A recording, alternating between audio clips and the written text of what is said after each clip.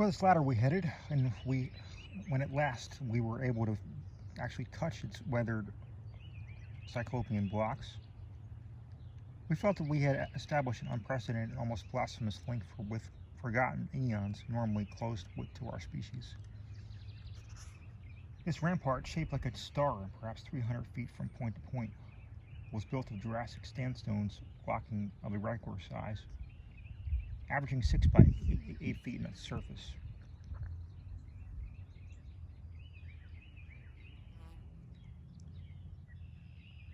There was a row of arched loopholes or windows about 4 feet wide and 5 feet high, spaced quite symmetrically along the points of the star and its inner angles, and with bottoms of about 4 feet from the glaciated surface.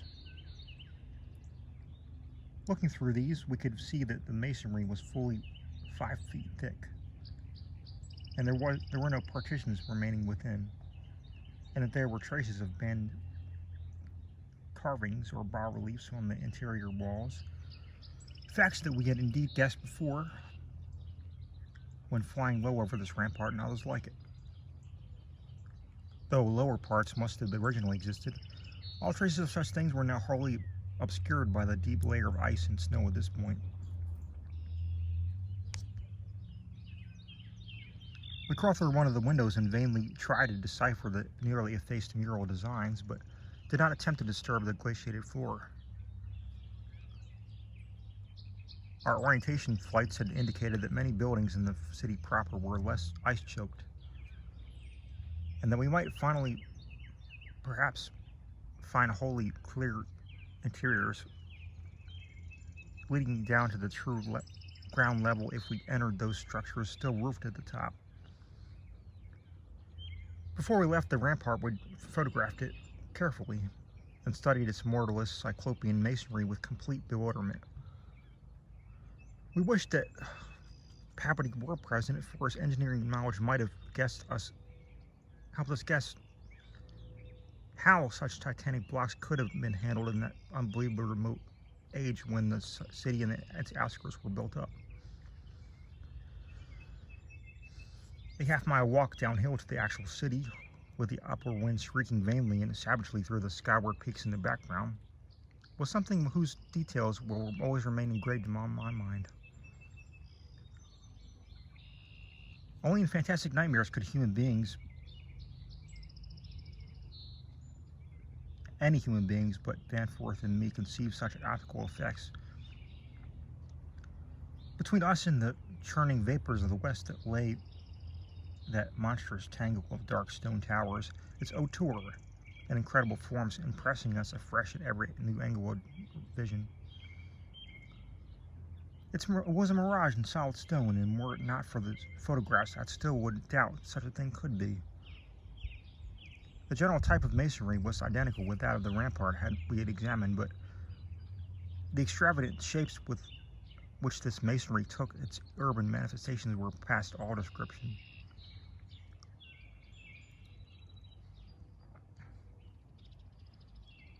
Even the pictures illustrate only one or two of the phases of infinite bizarrerie, endless variety, preternatural massiveness, and utterly alien exoticism.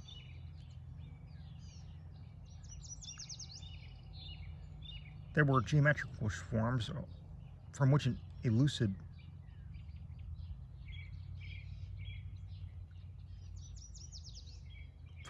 Euclid could scarcely find a name. Cones of all degrees of irregularity and truncation, terraces of every sort of provocative disproportion, shafts with odd bulbous enlargements, broken columns and curious groups, 5-pointed or 5-ridged arrangements of mad grotesqueness. As we drew nearer, we could see beneath it certain transparent parts of ice sheet and detect some of the tubular stone bridges that connect the crazily sprinkled structures at various heights.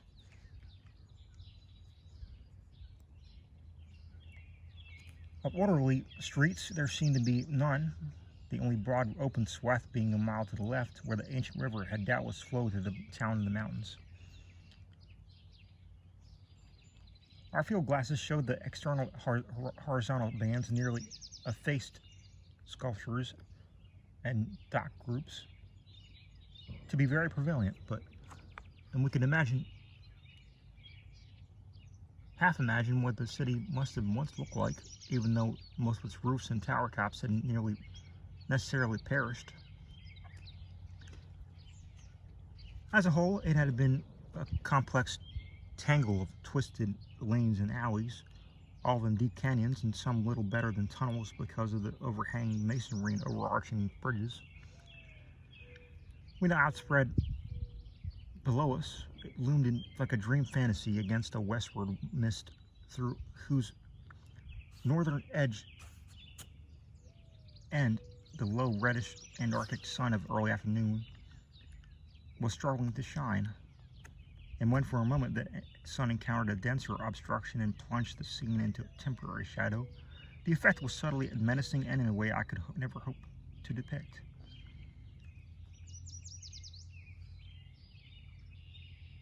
Even the faint howling and piping of the unfelt wind in the great mountain passes behind us took on a wider note of purposeful malignity. The last stage of our descent to the town was unusually steep and abrupt, and a rock outcropping at the edge where the grade changed led us to think that an artificial terrace had once existed there. Under the glaciation, we believed there must be a flight of steps or its equivalent.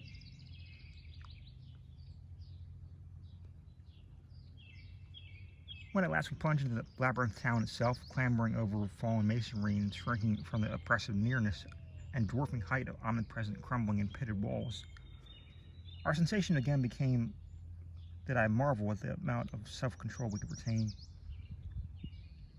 Danforth was frankly jumpy, and I began making some offensively irrelevant speculations about the horror at the camp, which I resented all the more because I could not help sharing certain conclusions forced upon us by many features of this morbid survival from the nightmare of antiquity. The speculations worked on his imagination too, for in one place where debris-littered alleys turned a sharp corner, he insisted that he saw faint traces of ground markings which he did not like, whilst elsewhere he stopped and listened to a subtle imaginary sound from an undefined point. A muffled musical piping, he said, not unlike that of the wind in the mountain caves, yet somehow disturbingly different. The ceaseless five-pointedness of the surrounding architecture and of the few distinguishable murals, arabesques, had a dimly similar suggestiveness we could not escape, and gave us a touch of terrible subconscious certainty concerning the primal entities which had reared and dwelt us in this unhallowed place.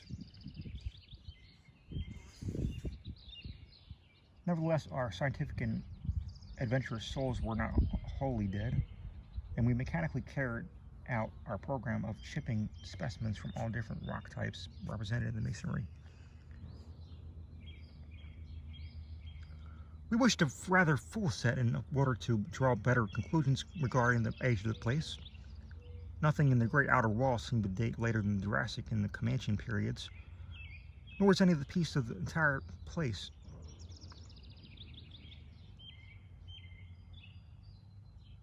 of a greater recency than the Pliocene age. In stark certainty, we were wandering amidst a death which had reigned at least 500,000 years, in all probability even longer. As we proceeded through this maze of stone-shadowed twilight, we stopped at all available apertures to study interiors and investigate entrance possibilities. Some were above our reach, while others led only into the ice-choked ruins, as unroofed and barren as the rampart on the hill. One, though spacious and inviting, opened on a seemingly bottomless abyss without visible means of descent. Now and then we had a chance to study the petrified wood of a surviving shutter, and were impressed by the fabulous antiquity implied in the still discernible grain. These things had come from Mesozoic gymnosperms and conifers. Especially Cretaceous cycads, and from fan palms and early angiosperms of plainly tertiary date. Nothing definitely later than the Pliocene could be discovered. In the placing of these shutters, whose edges showed the former presence of queer and long-vanished hinges, usage seemed to be varied, some being on the outer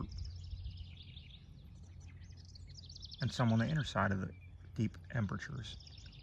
They seem to have become wedged in place, thus surviving the rusting of their former and probably metallic fixtures on fastenings.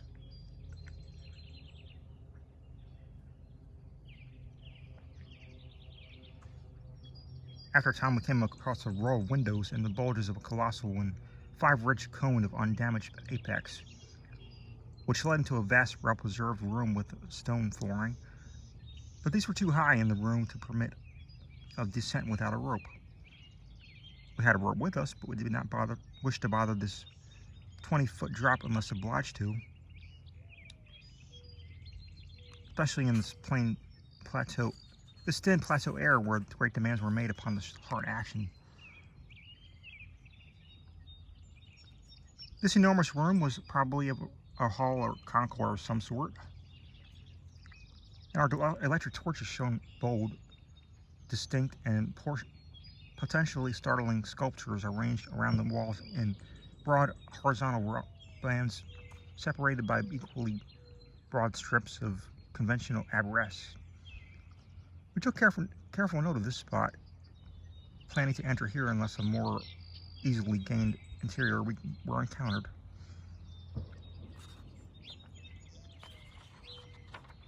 Finally, though, we did encounter exactly the opening we wished, an archway about 6 feet wide and 10 feet high, marking the former end of an aerial bridge which had spanned an alley of about 5 feet above the present level of glaciation. These archways, of course, were flush with upper story floors, and in case one of the floors still existed.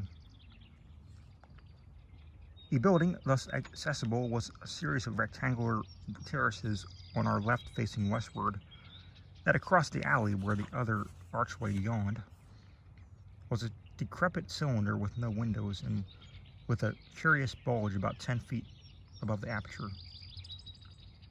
It was totally dark inside, and the archway seemed to open on a well-illuminable emptiness. Heaped debris made the entrance to the vast left-hand building doubly easy, yet for a moment we hesitated before taking advantage of the long-wished chance. For though we penetrated into this tangle of archaic mystery, it required fresh resolution to carry us actually inside a complete and surviving building of a fabulous elder world, whose nature was becoming more and more hideously plain to us. In the end, however, when we made the plunge and scrambled up over the rubble into the gaping aperture, the floor beyond was of a great slate slabs and seemed to form from the outlet of a long, high corridor of sculptured walls. Observing the many inner archways which led off from it, and realizing the probable complexity of the nest of apartments within, we decided that we must begin our system of hare and hound trailblazing. Hitherto, our compasses, together with frequent glimpses of the vast mountain range between the towers in our rear,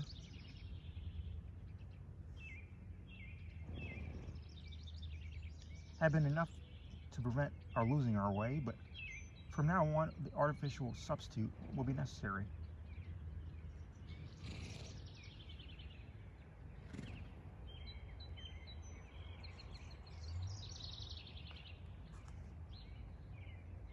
Accordingly, we reduced our extra papers to shreds of suitable size, placed these in a bag to be carried by Danforth, and prepared to use them as economically as safety would allow.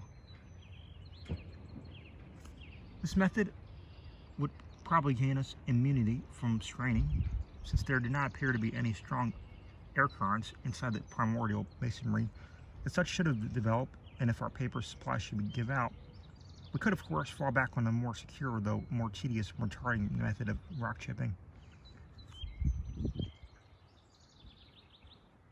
Just how extensive a territory we had opened up, it was impossible to guess without a trial.